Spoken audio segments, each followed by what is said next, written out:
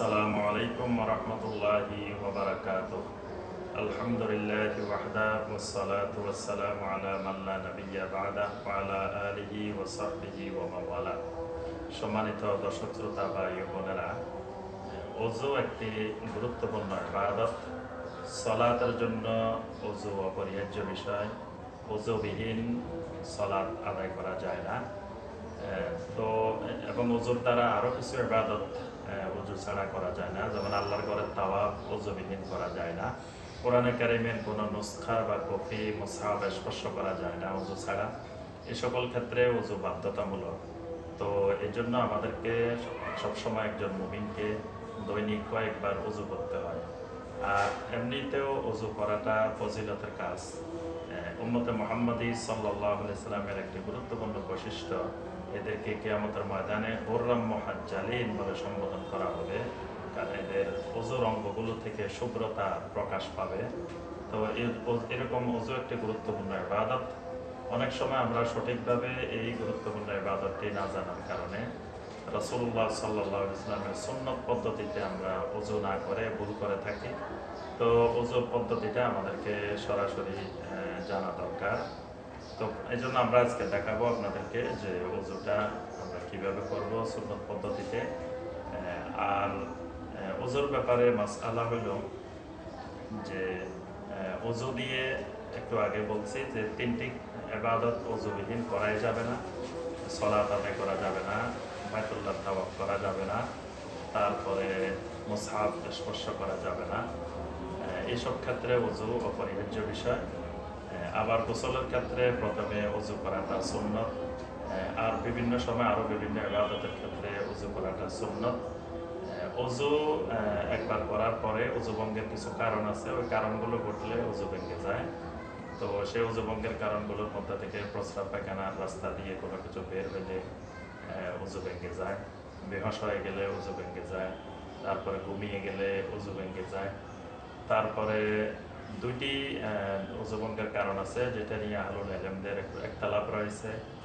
সেটি হলো আবরণবিহীন গোপনাঙ্গ স্পর্শ করলে ওযু ভেঙে যায়। তারপরে ওটের গোশত খেলে ওযু ভেঙে যায়। তো এরকম কিছু ওযু ভঙ্গের কারণ রয়েছে, সে কারণগুলো ঘটলে আবার পুনরায় ওযু করতে হয়। এর বাহিরে একবার ওযু করে যতক্ষণ পর্যন্ত এই ওযু থাকবে ততক্ষণ সকল ইবাদত বন্দেগী করা যায়। তো সুপ্রিয় দর্শক শ্রোতা ভাই বোনেরা, আমরা সুন্নত পদ্ধতিতে কিভাবে ওযু করব। তো প্রথম কথা হলো, আমরা ওযু করার জন্য যখন বসবো তখন প্রথমে মনে মনে নিয়ত করে নিব। ওযুর কোনো সুনির্দিষ্ট আলাদা দোয়া নেই, যেগুলো লেখা আছে বিসমিল্লাহিল আলিয়্যিল আযীম আলহামদুলিল্লাহি আলা দীনিল ইসলাম আল ইসলামু হাক্কুন ওয়াল কুফরু বাতিলুন। এগুলো বানানো দোয়া, এগুলো পড়া সুন্নত না, এগুলো বিদআত। এরপরে ওযুর যে নিয়ত বানানো আছে এগুলো বিদআত। এরকম কোনো নিয়ত দরকার নেই। নিয়ত অন্তরে অন্তরে, যে আমি এখন ওযু করতে আসছি, ওযু করব, আমি নিয়ত করে নিলাম। নিয়ত করার পরে আমি বিসমিল্লাহ বলবো, শুধু বিসমিল্লাহ বলে ওযু শুরু করব, কারণ নবী সাল্লাল্লাহু আলাইহি ওয়াসাল্লাম বলেছেন লা উযুয়া লিমান লাম ইয়াযকুর ইসমাল্লাহ।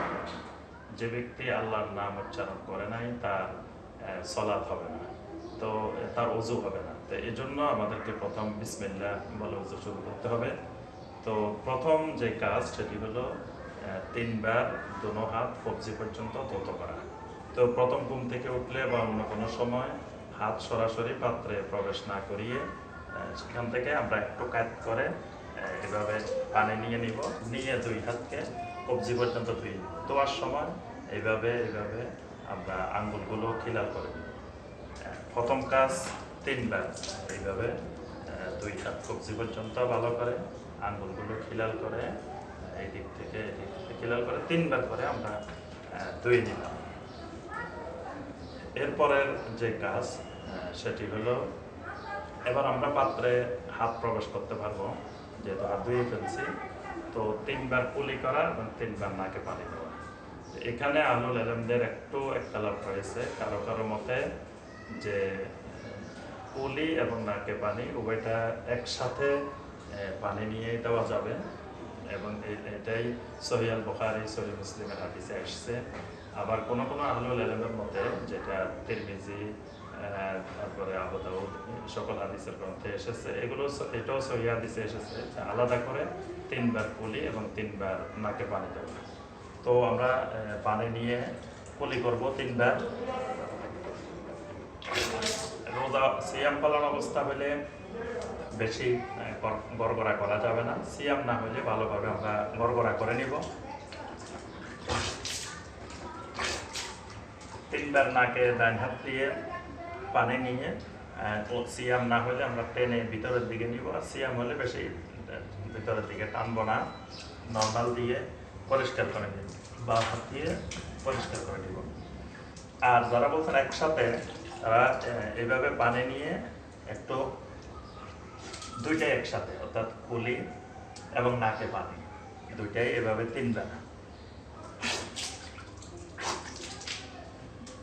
এই দুটি কাজ শেষ। এর পরবর্তী কাজ হলো সমস্ত মুখমণ্ডল 3 বার ধোয়া। তো আমরা এরপরে পানি দিয়ে সমস্ত মুখ 3 বার, একেবারে চুলের গোড়া থেকে শুরু করে কানের লতি নিচ থেকে শুরু করে পুরো মুখমণ্ডল এভাবে 3 বার ভালো করে ধুয়ে নেওয়া। 3 বার ধোয়ার পরে আরেকবার নিচের থেকে পানি নিক্ষেপ করে দাড়ির মধ্যে, দাড়িগুলো খিলাল করে নেওয়া। এভাবে পানি দিয়ে এভাবে দাড়িগুলোকে ভালো করে খিলাল করে নেওয়া। এর পরবর্তী কাজ 2 হাত কনুই পর্যন্ত 3 বার ধৌত করা। এভাবে প্রথমে ডান হাত, তারপরে বাম হাত,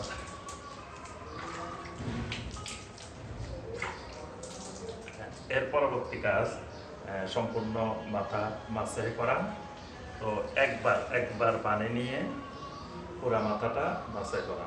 প্রথমে এইভাবে চুলের গোড়া থেকে শুরু করে পিছনের দিকে নিয়ে একেবারে পিছনে যে পর্যন্ত চুল আছে ওই পর্যন্ত, আবার এটাকে পিছনের দিক থেকে সামনে নিয়ে আসা। বাস মাথার উপরের অংশ মাসে হয়ে গেল। শাহাদাত আঙ্গুল দিয়ে একসাথে এখানে ভিতরের যেই যতগুলো বাজ আছে সবগুলো বাজে একসাথে এগুলো মাসে করে দেওয়া।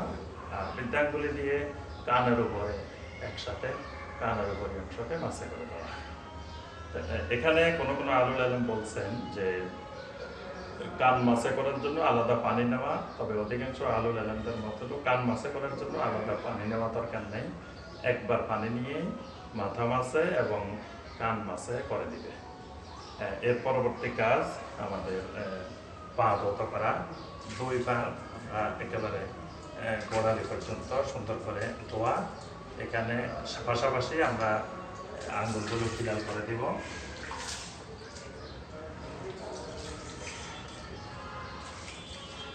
এরই মাধ্যমে আমাদের ওযু শেষ।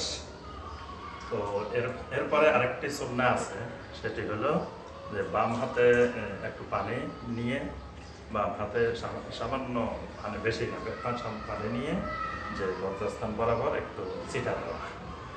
এটা জিবরিল আলাইহিস সালাম নবী সাল্লাল্লাহু আলাইহি ওয়াসাল্লাম শিখিয়েছেন। বিশেষ করে কেউ ওযুর আগে যদি প্রস্রাব করে ওযু করতে আসেন, তাহলে এই কাজটা করবেন, এটা সুন্নাহ।